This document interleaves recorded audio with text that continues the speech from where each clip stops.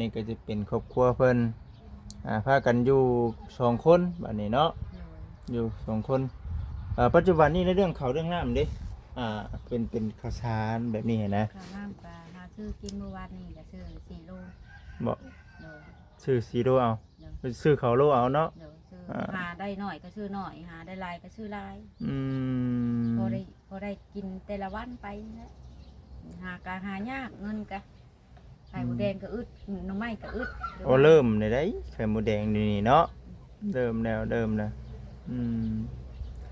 ไปจังไดมาทางใดนี่ฮะอึบเออมันสิข้าวนี้เนาะแม่นบ่ข้าวนี้หรือสิโตมานี้เนาะใส่แต่เฮิงได้นี่ใส่บ่ได้โดนก็ได้เพิ่นซื้อให้อันนี้ก็ผู้ใหญ่ใจดีเพิ่นซื้อให้คือกันอยู่นาบ่มีเพิ่นมีไผเพิ่นก็ซื้อให้พากันนอนนานี่นอนกับไผนอนนานี่กับลูกนะ2คนนี่แล้วเอาลูกผู้นั้นน้องยุ้ยเนาะเคยไปเฮ็ดงานอยู่ไสแน่น้องเคยไปเฮ็ดหั่นแม่เล็กแล้วก็อยู่ตัดเนื้อแม่งานหยังก็หั่นอาหารโอ้งานหั่นอาหารไปนำกันกับแม่ร้านอาหารตัดเนืองตัดโลอยู่พูนปาก2ปากเซอัตตปือสารวันผู้ใดไปจุดที่นี่เนาะไปหั่นบ่ไปใกล้คันเฮ็ดอยู่ในบ้านเฮาวัดคือว่าเงินเดือนในตึกคักแต่ว่ากันไปไกล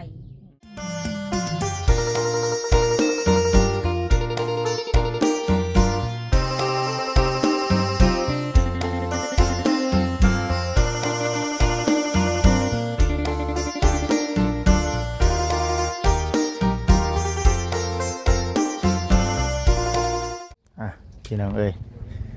กับทักทายสบายดีเด้อกับทักทายสบายดีพ่อแม่พี่น้อง FC ทุกท่านเนาะทางฝั่งลาวฝั่งไทยทั้งต่างประเทศวันนี้ทางบัจิตสีพาพ่อแม่พี่น้อง FC มาหาครอบครัวหนึ่งพี่น้องเอ้ยเนาะที่ว่าพากันอยู่กัน2 คนเนาะลูกปัวปะละไล่บ่พี่น้องเอ้ยมีครอบครัวใหม่ว่าได้กับคันว่าในนั้นก็เป็นแม่ห้างแล้วเนาะเป็นน้องเนาะบัดนี้ในเบิ่งนี่คือสิบ่มีผู้หญิงเด้อเบิ่งนี่ก็ได้คือสิบ่มีผู้ชายเนาะพี่น้องเนาะบ่จิตเดียวเบิ่งนี่ก็ได้เนาะเบิ่งก่อนว่าเป็นจังใดอยู่จังใดพี่น้องเอ้ยตอนนี้ก็อยู่จังซี่ได้นี่มาดินดอนต้นหญ้านี่ได้สเนาะเป็นดินของเราบ่หรือว่าจังใดโอ้พอมาอยู่นี่ก็ซื้อผ้าไม้กระจาดมาใส่ใหม่นี่เนาะ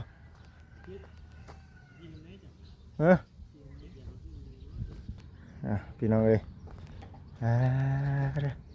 เบิ่งฮึบดูซื้อใหม่ได้ผักกระจาดนี่เนาะโดยพี่น้องเอ้ยขึ้นถึงเฮือนเลยเด้อเชิญเด้อสบายดีตัวตะปูก็ยังไม่ได้เก็บอยู่เนาะพากันตอกตุ้มตั้มมานี่โดยพี่น้องเอ้ยเด้อเบิ่งให้พากันนอนทางในนี่บ่ขออนุญาตนำพี่น้องเอ๋ยเนาะสวัสดีเทื่อขออนุญาตชื่อว่าจังไหนก็ทั้งเดียวแพรวพันธุ์ชื่อแพรวพันธุ์จักปีแล้วก็54 ปีแล้ว53 54ทั้งเจ้าได้สาระฮะน้องยุ้ยจักปีแล้วก็13-14 ปีประมาณ13-14 ปีเนาะเข้าเฮียนอยู่บ่ล่ะฮะตะกี้เข้าเดี๋ยวนี้ออกแล้วตะกี้อยู่ไสตะกี้นะตะกี้อยู่บ้านนาไซกับพ่อเด็กน้อยนี่แหละอยู่น้ำพ่อเด็กน้อยนี้เด้อบอกขออนุญาตนำ เว้าที่ไปที่มาเนาะ โดย คือได้ยินข่าวว่าบ่ได้อยู่นํกันแล้วเดี๋ยวนี้แม่นบ่ โดยป้ากันหลายปีแล้ว แม่นบ่ โดยมาอาศัยเอื้อยผู้ผู้ใหญ่ผู้นี้แล้วอยู่ อืม ก็อยู่น้ำเบิดทุกคนเอื้อยอ้ายน้องก็อยู่น้ำเพิ่นเบิดทุกคนเฮ็ดหน้าน้ำเพิ่นเบิดทุกคน บ่ โดย อืม ได้ข่าวเพิ่นกับปันให้กิน ป้ากันแบบใดก็ในเรื่องผัว บ่ถือบ่ต้องกัน รู้สึกบ่ต้องกันบ่โอ้เดี๋ยวนี้เพิ่นก็ไปมีครอบครัวใหม่แล้ว โดย บัดนี้ได้ลูกนํกันจักคนซั่น 2 คน บ่โอ้แต่ว่าก็ได้ว่ากันตกลงกันด้วยดีแล้วเนาะจบลงกันด้วยดีแล้ว โดย อืม เพิ่นก็สร้างครอบครัวใหม่แล้ว เพิ่นก็สร้างครอบครัวใหม่แล้วเนาะอืมบัดที่นี่ก็มาอยู่น้ำเอื้อยนี่จักปี อยู่หลายปีแล้วตั้งแต่อีนี่แต่ป้ากันกับผัวก็มาอยู่น้ำพี่น้ำน้องเลย อืม หาหกเจ็ดปีแหละ มาอยู่น้ำพี่น้ำน้องนี่ได้ โดยอยู่น้ำเบิดทุกคนนั่นแหละ อยู่น้ำบัดสุคนเลยเนาะ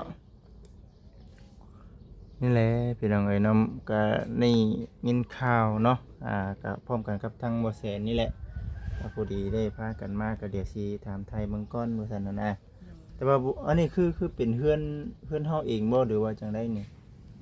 เพื่อนเฮาเองนี่แหละค อืม ำผู้ใหญ่เพิ่นซอยอันนี้ก็ อื ผู้ใหญ่ ม ทางเวียงจันทน์เพิ่นก็ได้ซอยเพิ่นหักซอยเงิน อันนี้ได้ โดยเพิ่นซอยเงินแหละหาซื้อเรือนเก่าดินนี่ก็เพิ่นซอยดินนี่ก็ แบบได้อันนี้เป็นช่วยไปแล้วมีคนมาถ่ายสัมภาษณ์บ่ บ่มีแล้วเพิ่นซอยแบบพี่น้องเพิ่นแบบว่าสายบุญรู้จักแล้วเพิ่นก็มาโลดแบบนี้ โอ้ บ่ได้ถ่ายบ่ได้หยัง แบบว่าเมื่อก่อนก็เคยมีแบบว่าสายบุญ โดย ฮู้จักกับสายบุญ โดย และบ่ได้ถ่ายคลิปเนาะ โดย บัดนี้เพิ่นฮู้จักเพิ่นก็ได้ชดช่วยไปนำ โดย อืมพอชดช่วยแล้วก็แต่หึงแล้ว บางช่วง2 เดือน3 เดือนขึ้นหลังนี่แหละ อืม สัวซอกเพื่อหาเฮือนเก่าได้ก็โดนเติบ โอ้เอาพี่น้องเด้อเนาะก็กวางเติบบ่นี่ดินนี่ เพิ่นหมายให้ยาวๆมานี่ อ๋อแบบอันนี้บ่ โดย ค่านี้ โดย บ่ได้กว้างแต่ว่ายาวเนาะ โดยยาวสุด ยาว ไปจนที่ ประมาณได้บ่5เมตร6เมตรเนาะ จักแล้วบ่ฮู้จัก ประมาณ5-6เมตรพี่น้องเอ้ยเนาะเอาในเรื่องดินดอนต้นหญ้านี่คือเฮาพอได้ฮู้แล้วซะเนาะก็คือสิมีเป็นของตัวเองอยู่ตะกี้น่ะบ่มีบ่ตะกี้ บ่มี เออ เพิ่นเกิดอีตนเพิ่นก็ปันให้ อืม ให้อยู่เพิ่นว่าอยู่ตะบ้านน้ำเมืองไปอยู่น้ำไห้น้ำนาก็เพิ่นก็คือต้นทงชานแหละอยู่น้ำไห้น้ำนาผัดมาเพิ่นเจ้าของดินก็ได้เฮือนเพิ่น โอ้ เพิ่นใจบุญเพิ่นให้ โดย เพิ่นเกิดอีตนสงสารและอยู่แต่ป่าแต่ดงเพิ่นเว้า ตะกี้เนี่ยบ่ขออนุญาตนั้นอยู่น้ำผัวแล้วก็อยู่ดินเพิ่น โดยเพิ่นแต่งเมื่อเฮือน โอ้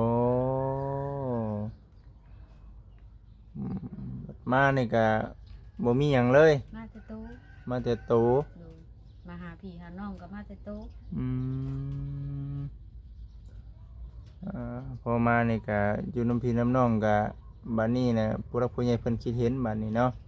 โดย เพิ่นคิดเห็นเพิ่นได้ช่วยให้ชื่อที่ชื่อทางให้เนาะ โดย อืมเอาฉันพี่น้องเอ้ยบัดนี้ก็กำลังสิเฮ็ดหยังซะอันนี้นะ ก็เฮ็ดนั้นขออยากได้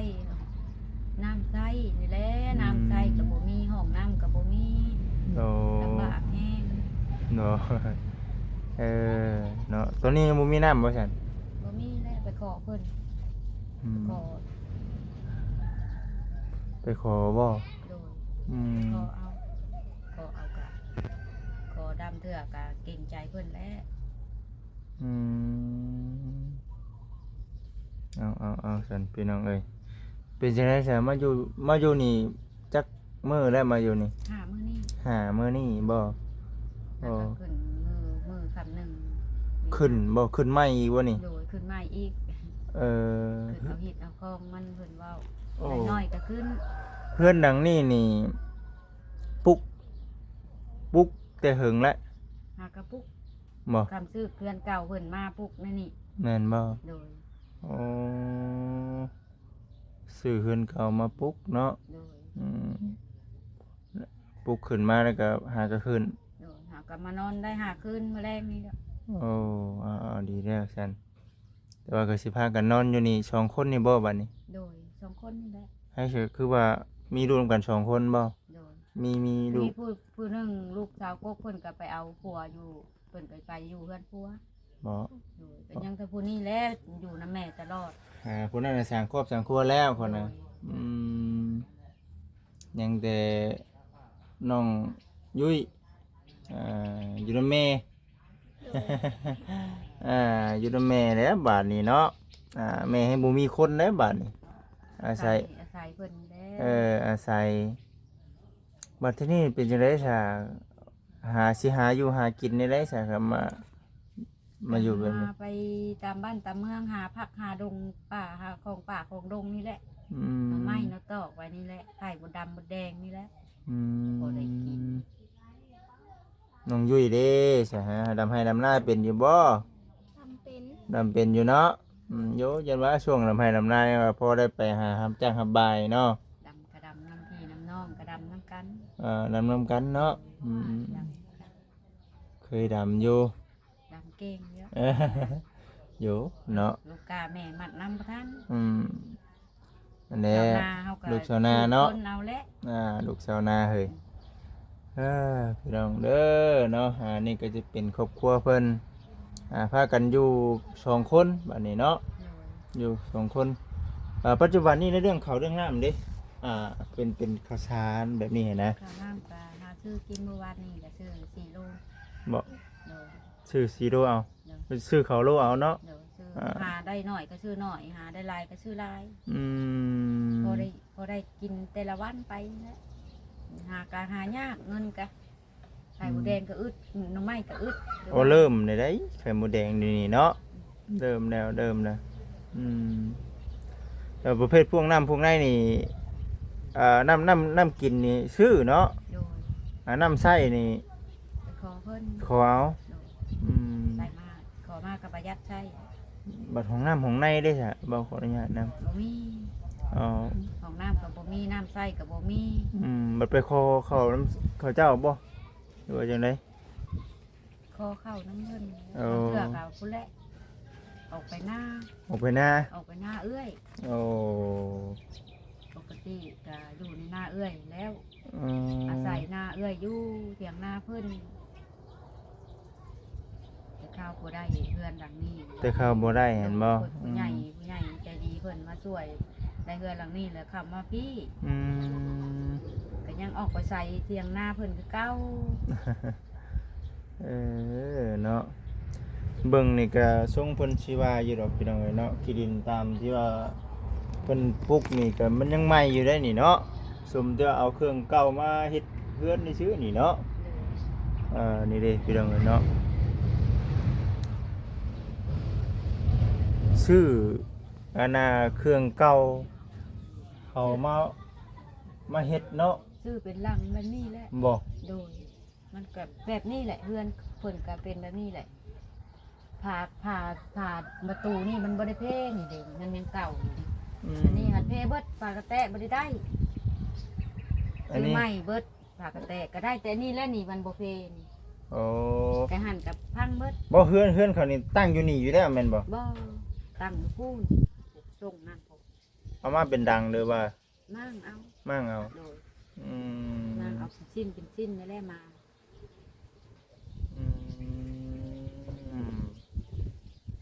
เอาพี่น้องเอ้ยเป็นจังไดขออนุญาตถามในการใช้ชีวิตแบบบ่มีปัว โอ้ยลำบากคักแล้วเนาะอิหยังกับตัวเองอิหยังกับตัวเองเบิด แม่นบ่ ลำบากแห้ง อืม เมื่อยก็บ่ได้หยุดคันหยุดผัดคือว่าบ่มีกินโลด อืมแต่ก็ยังว่าพอได้เนาะพอได้สัดช่วยกันคือว่าในคำว่ามันถูกต้องกันเนาะ โดย อืม เมื่อยก็บ่ได้หยุดบ่มีคำว่าท้อนะ อืม สู้ตลอด สู้จนสิเบิดแห้งคือซุมื้อนี่เบิดแห้ง เบิดแห้งเลย โดย ว่าแล้วเนาะเออ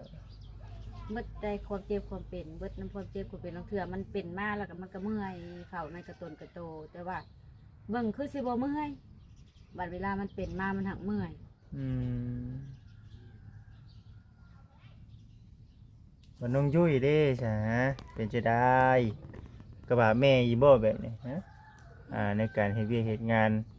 เบิ่งแม่นำเด้อแม่เฮ็ดเวียกเฮ็ดงานหยังก็จับซอยกันเนาะซอยกันแล้วไปนำกันตลอดได้นี่เนาะกับแม่นี่เนาะ เป็นกันตลอดแล้วไปโคกแล้วหาทางไข่บูแดงเพิ่นก็ถือกระตุกพัดและแม่เป็นพุทธัง เออ ตั้งบนมือเรียนก็ได้แต่สิฮากิอึด บนมือวินดิมันเริ่มแล้วเดี๋ยวนี้เริ่มบ่อยากมีเลยได้เป็นน้ำเอาแป้งทั้งมันแต่ละปีละอึดจุมือนี่ แม่นบ่ ของขายหาหยังก็คืดเครื่องเบด อืม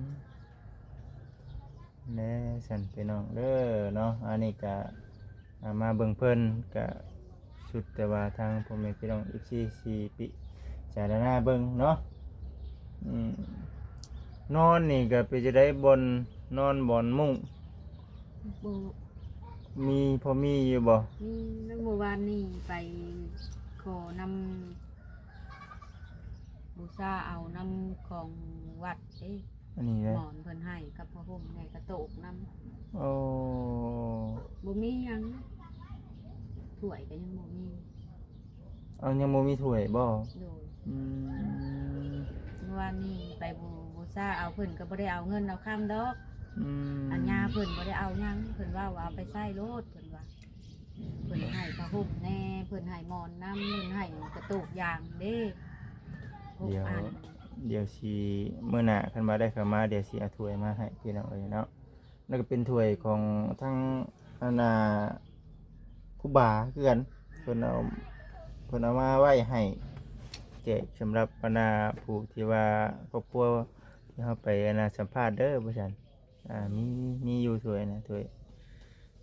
หมอหนึ่งนึ่งข้าวก็บ่มี เออซ้ำเริ่มใหม่เนาะซ้ำเริ่มครอบครัวใหม่เนาะ โดย อืม เริ่มใหม่ก็คนบ่มีเนาะ อืม ขาดไปเบิด เฮาบัดบ่ได้มีการมีงานหยังเนาะ โดย อืม หลังมือไปทางไข่บ่แดงยังเทื่อก็บ่ได้ได้ไปหาหน่อไม้ก็หลังเทื่อก็ได้ดำ10ดำ20ไปหาเบิดมือได้ดอกทรงทุ่งหน่อไม้ โอ้ ก็ เอาสู้ๆซั่นแต่ว่าอันนี้คือเฮ็ดจังได๋ซะนี่แบบคือมีสายไฟฟ้าแน่นี่ เด้สายแสงอาทิตย์ มาต่อใส่นี้ติ โดย มันบ่ได้คือของเขาใช้อันนี้นึกสากเอาแบบนี้สากใส่ดอกไฟคือของเพิ่นบัดคำมาเลยเปิดปึ๊บ อีหล่าบ่เฮ็ดนี่เด้อว่าจังได๋จะเฮ็ดเป็นบ่ เฮ็ดอันนี้ แม่น เฮ็ดเป็น บ่เฮ็ดเป็นเนี่ยเบิ่งดูแนะนำดูเป็นจังได๋อันนี้ต่อเข้ามานี่ติอันนี้เฮ็ดหยังก็สากบ่นี่ล่ะ เดี๋ยว หนู ฮะสากไปจังไดมาทางใดนี่ฮะอึบเออมันสิเข้านี้เนาะแม่นบ่ เดี๋ยว เข้านี่เดี๋ยวสิต่อมานี้นี่เนาะ เดี๋ยว ใส่แต่เฮิงได้นี่ ใช่บ่ได้โดนก็ได้เพิ่น บ่ ซื้อให้ อืม อันนี้ก็ผู้ใหญ่ใจะดีเพิ่นซื้อให้คือกัน อืม อยู่นาบ่มีเพิ่นมีไผเพิ่นก็ซื้อให้ พากันนอนนา เดี๋ยวน อนนานี่นอนกับไผนอนนานี่ กับลูกไปนะ สองคนนี่ เดี๋ยวแล้วเอาผู้ลูกผู้นั้นเด้หาผู้ลูกผู้นั้นไปนอนนํ ไกลดีบ่น่ะ ไกลเติบ บัดนี้ก็พากันเข้านอนบ้านบัดนี้เนาะ เดี๋ยวหากระเข้ามาได้หาคืนแมลงนี่แหละ อืม เขาอยู่ในอันน่ะนอนอยู่ในป่าในโรงแล้วกลับเข้ามาอยู่ในบ้านในเฮือนบัดนี้เนาะ ผู้เพิ่นให้ดินเพิ่นก็ต้นสงสารเพิ่นจะให้เข้ามาอยู่ในบ้านละเมืองเพิ่นเว้า โชคดีเด้อสาพี่น้องเอ้ยเนาะที่มีทางผู้รักผู้ใหญ่เพิ่นเมตตาชดช่วยอยากให้มีที่มีทางมีเฮือนมีชานพอได้อันน่ะอยู่ได้เช้าย ามใดเพิ่นก็ต้นและนอกมีแต่ไปกับไปแต่ป่วงกับป่วง อืม ผู้นั้นผู้นี้เนี่ยเพิ่นอีต้นเพิ่นเอาดินให้ ดีแล้วเนาะดีใจนำโอ้ยอันนี้พี่น้องเอ้ยเนาะนี่แหละชีวิตคนเฮาบ่แน่นอนบ่อยู่ โดยบ่แน่นอนเลย สั่งครอบสั่งครัวมาจักปีก็อยู่นํกันนะ กว่าปี 10กว่าปี โดย เออ 10กว่าปีก็เครื่องเรือนของซ่านอีหยังก็บ่ได้หยังมา แต่สร้างน้ำกันหาน้ำกัน โดยบ่ได้หยังจักอย่างนะ อืมโอ้ยเนาะไอ้ด่านี่ก็มาอยู่น้ำแม่ โดย เออเดี๋ยวเพิ่นว่าบ่ได้ไปน้ำพ่อบ่ บ่ได้ไป เออ ไปเพิ่นยังน้อยเด้ แม่นบ่ สองคนก็ปั่นกันคนละคนผู้แม่พัดเป็นห่วงเพิ่นและเพิ่นยังน้อยเนาะ อ๋อ เอาไปนํ อ๋อบัดนี้ก็สุดแล้วแต่ลูกใหญ่แล้วก็สุดแล้วแต่ลูกคิดเห็นบัดนี้เนาะ โดย สิไปทางไหนก็ไปเนาะไปดินทางนั้นก็ไปเนาะอืม บ่เห็นเขาไปเด้อ บ่เห็นไปบ่ เอ้า เออ หมุ่นอยู่นํแม่นี่ เออ ลำเถื่อใจให้มากก็ให้เขาลำเถื่อเมื่อยแหงให้เขาแล้วไล่เขาไปหาพ่อเขา อืม เขาบ่ไป เนาะเนาะ โดยเขาบ่ไปนะ อืม ลูกก็ย่ายากก็ย่าบ่ไป แล้วก็บ่เที่ยงเจ้าอีก อ่ะนั่นแหละพี่น้องเอ้ยนี่คือเรื่องครอบครัวผัวเมียเนาะอยู่นำกันมาหลายปีเนาะมันก็โมเมนต์ใช้แน่นเลยก็ยังมันก็จำเป็นต้องได้แยกกันคือเก่าเนาะ โดย ว่าผู้หนึ่งแน่เนาะโอ้ยหลายปีเลยได้10 กว่าปีเลยประชันยังได้เลิกลา13 14 ปีนะ อืม สู่ชนมานะหันก็บ่แม่นธรรมดา อืม ก็ในเพิ่นเตียงมือเฮือนเด้ อืม ถูกคักได้มือเฮือนเพิ่นก็ บ่ งูควายเพิ่นปัดลาย อืม เลี้ยงวัวเลี้ยงควายเพิ่นก็บ่ได้หยังดอก อืม มากก็มาซื่อๆแล้ว แต่ว่าบ่ได้พิษให้กันในเรื่องการไปดินอ่าเสียดินชาวบ่ บ่ บ่ถูกต้องกันนี่แหละเนาะแม่นบ่ มันจักแนวใดแหละอาจเว้าบ่ถูก อืมมันคือว่าแหละเนาะบ่มันผิดใจกันหั่นแหละอยู่ร่วมกันบ่ได้เนาะเนี่ยเรื่องเก่าเรื่องเดิมก็พอแล้วสำหรับพี่น้องเอ้ยเนาะก็บ่ว่าหยังหลายมีแต่น้องยุ้ยเนาะเคยไปเฮ็ดงานอยู่ไสแน่น้อง เคยไปเฮ็ดหั่นแม่เล็กแล้วก็อยู่ตัดเนื้อแม่ งานหยังก็ หั่นอาหาร โอ้งานห้านอาหาร ไปได้ไปนำกันกับแม่ร้านอาหารตาดเนืองตาดโลาะอยู่พูนปาก2ปากเซอัตตปือสารวันผู้ใด ไปจุดที่นี่เนาะ ไปหันบ่แม่นไปไกลคันเฮ็ดอยู่ในบ้านเฮาพัดคือว่าเงินเดือนในตึกคักแต่พากันไปไกล อืม ไปไกลแล้วก็เฮ็ดโชว์มา เงินเดือนก็คือเก่าติใช้เบิดบัดนี้เนาะ บ่ได้ใช้ปัวเจ้าของเบิด โบตัวเองดิ ปัวเจ้าของเบิด เป็นหยังเจ้าเป็นหยังก็ เหมือนว่าพันของคนเหมือนว่าสิ พันของ ตาบ่เห็น ผ่านของตาบ่เห็น โดย เอาเร็วอาการเป็นได้ โอ้ยอาการอยู่ซื่อๆก็เมื่อยเอารู้ได้